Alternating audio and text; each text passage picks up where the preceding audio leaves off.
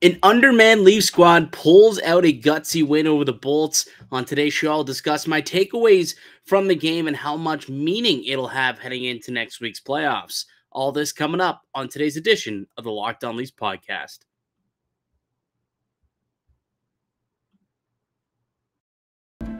You're Locked On Maple Leafs, your daily podcast on the Toronto Maple Leafs. Part of the Locked On Podcast Network, your team every day.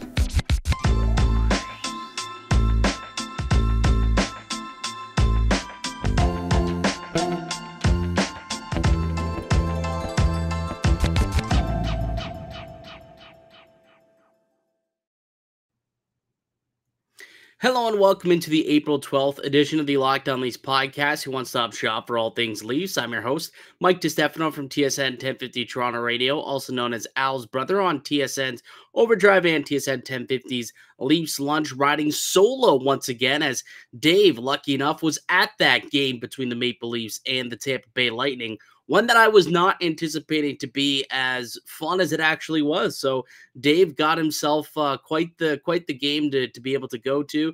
No Marner, no Matthews, of course. So the big guns weren't there, but that didn't matter. The Maple Leafs still pulling out the victory.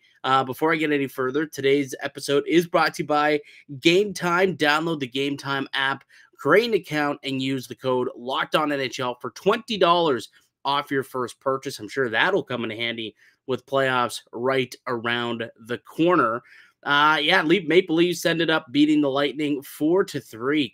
Very much undermanned too. And there was such a craziness going on with the goaltending in the afternoon of yesterday's game that no one was really concerned about what the forward or defensive grouping was going to look like until we found out what it was going to look like and the players that were not going to play and who was playing and where they were playing.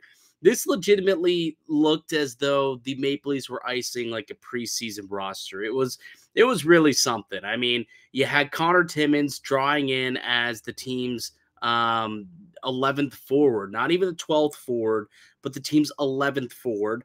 And then they had 6 other defensemen. They played a man short. No Matthews, no Marner. They didn't have Sam Lafferty. Samsonov didn't play tonight, obviously, and Gustafsson, that's the player I was trying to think of. Eric Gustafsson also unable to go tonight after kind of tweaking something in his oblique in the game before. So it was an extremely undermanned roster, and I mean, just a gutsy performance for them to go out and beat these Tampa Bay Lightning, a roster that it was pretty much the full lineup that the Maple Leafs should expect to see come game 1 next week. I think that's what's most impressive about the victory is, you know, they were very undermanned. They didn't have their superstars. They didn't have their number one goaltender, and yet they still pulled out the victory. And were they the better team in this game? No, probably not. But guess what? They got key saves and a couple of big special teams goals.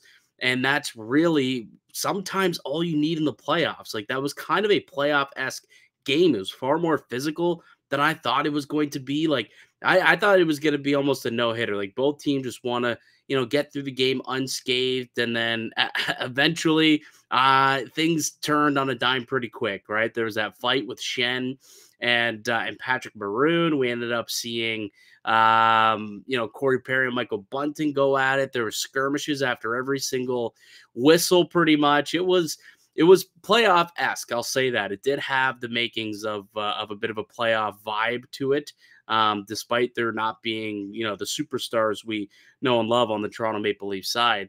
Before I get into my takeaways from the game, I do want to say a couple of quotes and comments from Sheldon Keefe post-game about how the team did play so well despite being undermanned and missing their best players. Sheldon Keefe said, quote, "The character of our group is really strong, and the togetherness of the group in terms of just rallying around whatever the situation is and giving us all they have. It really is somewhat a meaningless game for the group, but the guys didn't give a meaningless type of effort, and that's what I love to see. They're just out there playing for each other." Yeah, I mean, that's really kind of one of the things that I did take away from this game was, you know, the physicality was there, right? Their give a bleep meter was there, and it seemed like Tampa Bay at one point, they flipped the switch and said, you know what? we want to send a message and we want to play physical. And the Maple Leafs said, all right, you want to go there? We're going to match you. And that's exactly what they did. I mean, again, the fight that we saw between, Luke Shen, where he absolutely filled in Pat Maroon. There was a bunch of different skirmishes that took place. But ultimately, I thought that the physicality really ramped up in this game more so than I thought it was going to be. And I do wonder, though, like, speaking of the physicality, there were a lot of penalties in this game. I think Toronto ended up taking 8 penalties. The Lightning took 6, so there were 14 different power plays combined with the two teams.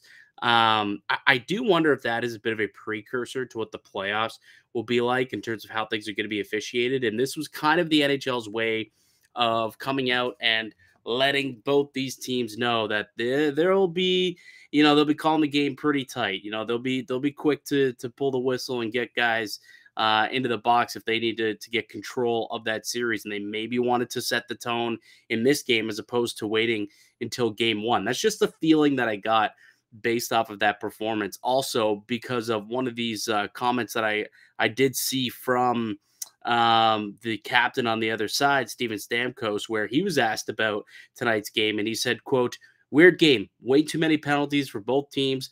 Obviously, there was some kind of memo sent out that they were going to take one guy in each scrum. They didn't tell the teams." So that is what it seemed like. I mean, there was the one scrum where Michael Bunting was just picked out of for absolutely no reason. Eismont was picked out of a scrum. So it really was kind of that way. And I do wonder if that's maybe a precursor to what we can expect come playoff time. But yeah, so those are Keith's takeaways, my takeaways, the physicality, obviously. Joe Wall, I've gone almost 7 minutes into this podcast without talking about the night that Joe Wall had. Man, was he ever spectacular. Stopped 45 of 48 saves and made some big time stops too, right? It's not always how many saves you're making. It's often like, when are you making the saves? And I mean, when the Leafs are in penalty problems like they were in this game, they take 8 penalties. I mean, when you go 8 for 8 on the PK, it's mainly because your goaltender stood on his head, and he did that for a lot of this penalty kill. Ended up with was a 1.36 expected goals against on the PK tonight, and he didn't allow a single goal. So Joseph Wall was spectacular as always. Big time saves towards the end of the game too, with the game on the line. The goalie was pulled. It was like 3 minutes of pressure, and he's coming up with save after save after save. He got some help with some guys blocking shots, like Jake McCabe blocking some shots, Justin Hall. So it was really a team effort. Like, to Keith's credit, when he says that the guys didn't give a meaningless type of effort, I look back on that final 3-minute sequence where these dudes are literally throwing their bodies at pucks in a meaningless game. But they cared. They cared to get the win, and ultimately they did. It was a really good, gutsy character victory. But Joe Wall was probably the best Maple Leaf out there on the ice, I would say, tonight. He was tested a lot, like 48 shots on goal, tested a lot. But what I'm really starting to come around on Joe Wall is I'm comfortable with him now being this team's number 2 goalie. I really, really am. And even if Matt Murray does get healthy, which I've got an update for you guys. I'm going to play the audio that Kyle Dubas said earlier ahead of the game, talking about the whole goaltending situation. But one of the things that that was talked about was the fact that Matt Murray has officially been diagnosed with a concussion, and he still is symptomatic. So probably going to miss some time. That's the expectation, and that means it's Woll's crease, right? Like, at least to be the backup at the very least. Obviously, it's Samsonov's crease, and once the playoffs start, he'll get back in there. But I'm fully confident that this dude can be a number 2 for this team. And I'm fully confident that even if Matt Murray returns, even if he gets back from his concussion problem and he returns to the crease, I'm not 100% sure that the Maple Leafs will be willing to just make that swap and put Matt Murray back in the pipes. I think Wall is almost earning himself that number 2 role, not just based off of the fact that he's healthy, but he's actually performing. I mean, the guy's got like a .930 save percentage. It's unbelievable how he's actually played these last 5 starts. It doesn't even matter if there's a week between starts, a month between starts, 2 days between starts. Like, he's probably going to get the game again against the Rangers. So that'll be after a couple of days. But he just, every test, man, he seems to really come up big. So he's definitely gunning for that number 2 spot. And if Matt Murray gets healthy, I'm not sure that he is given his spot back as the backup goaltender.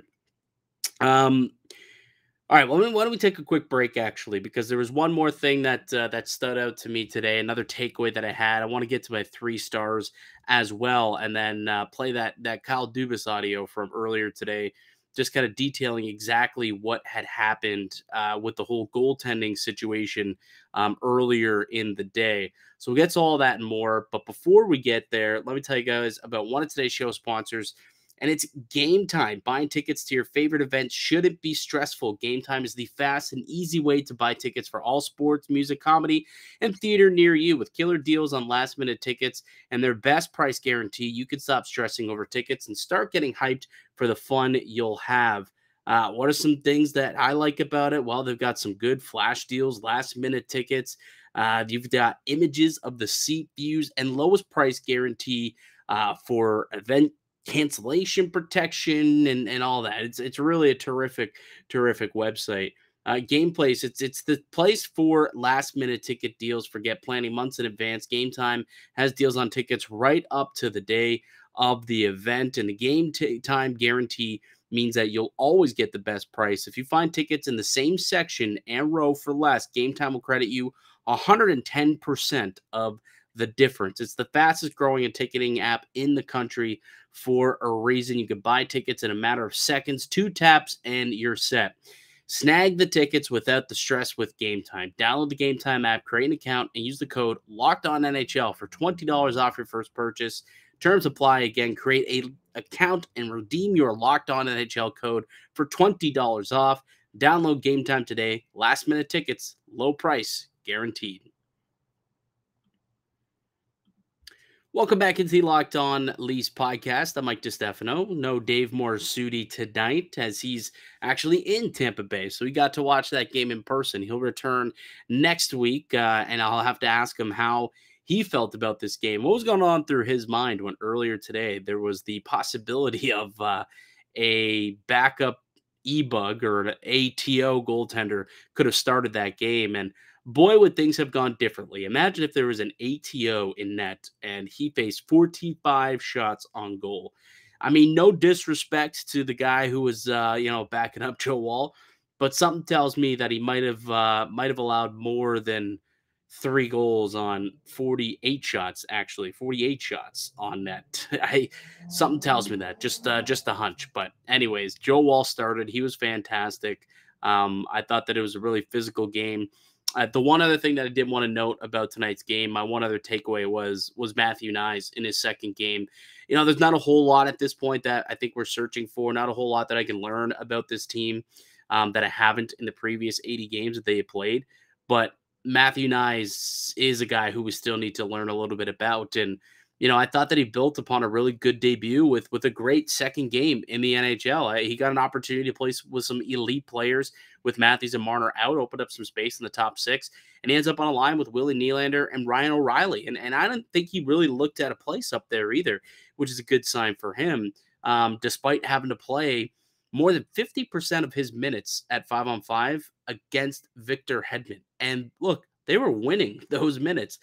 58% expected goals at 5-on-5 for Matthew Knies. He ended up playing just a hair under 12 minutes, 11 minutes, 59 seconds. He recorded an assist, so his first point in the National Hockey League, and ended up with 3 shots on goal, one being a high danger chance, a block, a couple of takeaways too. And that was something that I really, really wanted to note here when it comes to Matthew Knies, because look, we all know that the offensive game is there, right? He's a power forward who can finish around the net. And he's got a good body, and he might be able to box guys out and bang at some rebounds. But what we didn't know, or what I didn't know, I suppose, was, okay, well, how's his game away from the puck? Because that often is what's going to separate him from, the other guys who have come up and filtered through the bottom end of this roster this season, or the other prospects who come in and have high hopes for, but they can't quite play as strong away from the puck, and Sheldon Keefe just simply can't trust them.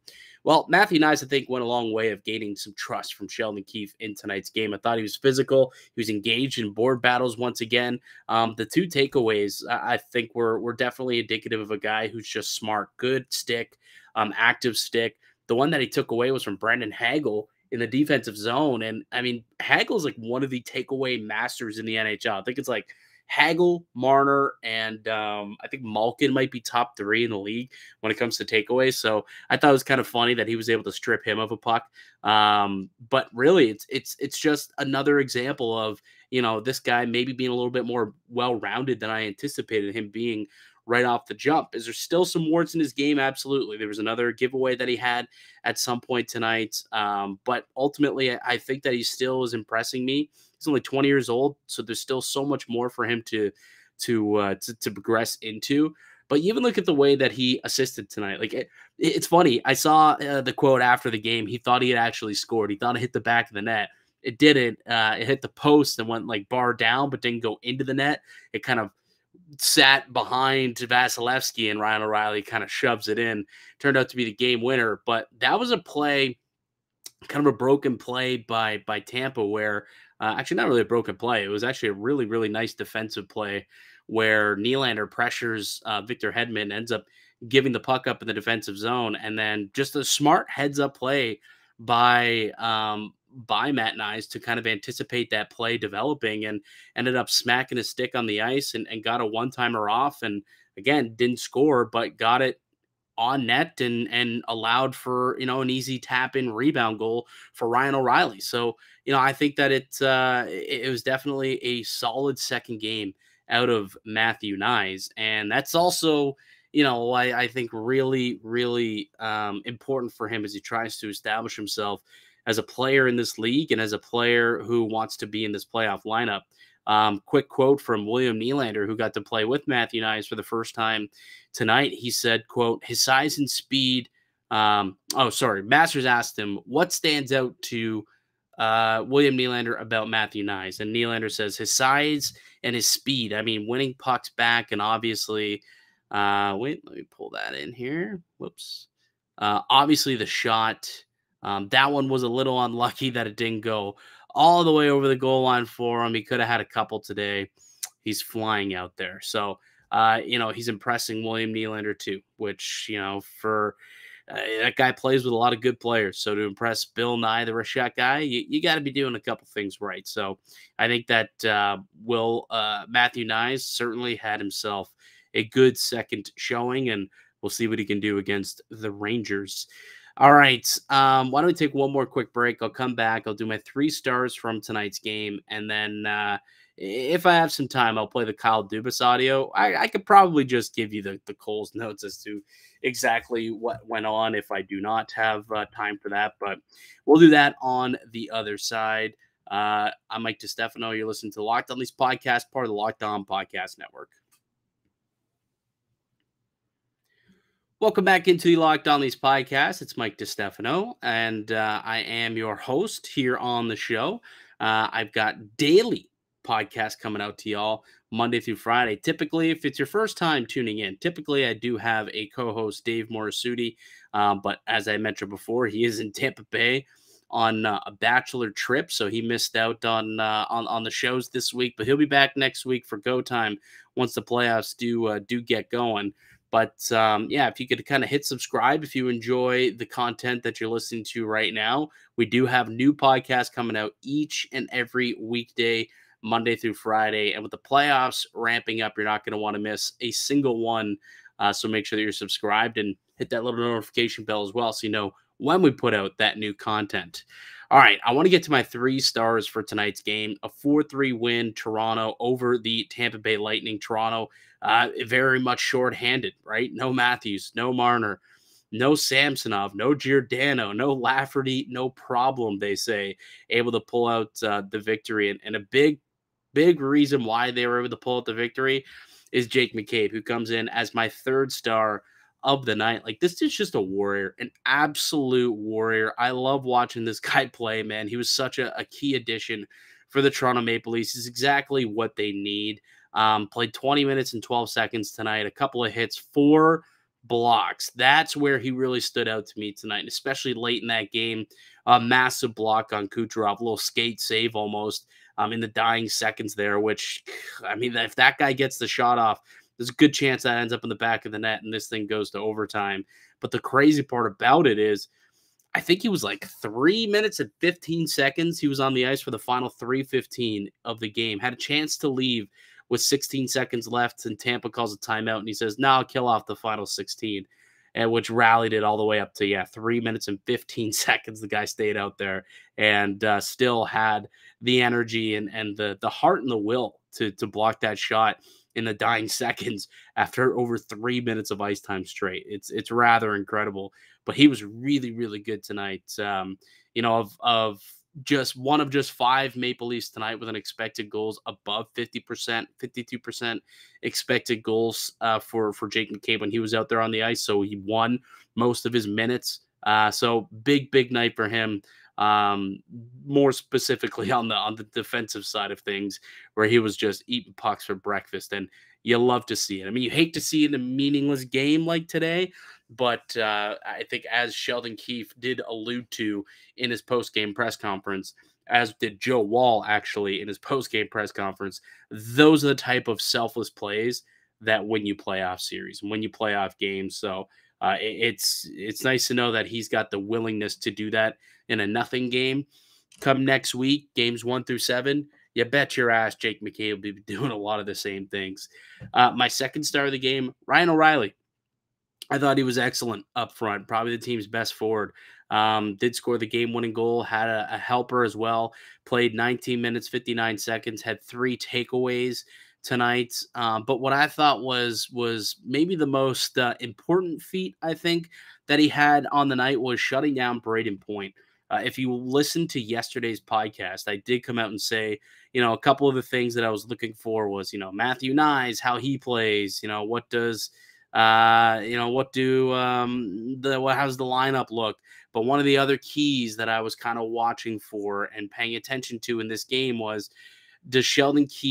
how often is Sheldon Keefe able to get Ryan O'Reilly against the Braden Point line? And when he is able to get that matchup on the road, how effective is Ryan O'Reilly against Braden Point? Because, O'Reilly is a shutdown guy by trade, but Point presents a bit of a challenge for him just based on his pure speed, which is not what Ryan O'Reilly is known for. But it wasn't a problem tonight. They didn't play a whole lot against one another at 5-on-5. Ryan O'Reilly was limited to just 3 minutes and 16 seconds of ice time against Braden Point, but he won those minutes. Braden Point, just a 35% expected goals when Ryan O'Reilly was out there on the ice. When Ryan O'Reilly was not on the ice, an expected goals of 100% expected goals when he's out there on the ice, just dominating the other matchups. But when it was O'Reilly, Nyes, and Nylander, wasn't really a factor in the game. So that is something to look forward to next week when, it's go time and the games matter for real. Is Ryan O'Reilly the guy who gets the deployment to try and shut down Braden Point? Did a pretty good job in limited sample size on the road. Once they get home for games 1 and 2, Sheldon Keefe will have much more say with last change to be able to dictate those matchups. What I saw tonight was definitely a good sign. And then, of course, the game-winning goal. So he had a pretty solid night defensively and on the offensive side of the puck as well. Joe Wall, clearly the number 1 star for the Maple Leafs in this win against the Tampa Bay Lightning. I mean, he didn't even know he was going to be starting in this game until, I think he said, like 1 p.m. or 2 p.m. or something like that, and he just so happened to be on his way to Florida just in case he was able to play in this game tonight. They did get the opportunity to give him an emergency recall. So he did get the go-ahead to play, obviously.